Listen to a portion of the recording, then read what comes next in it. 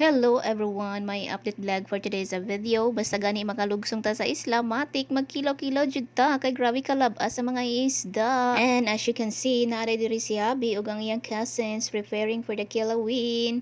Ayan guys, lang tanggalan og olo ang ato ang very fresh catch na dilis.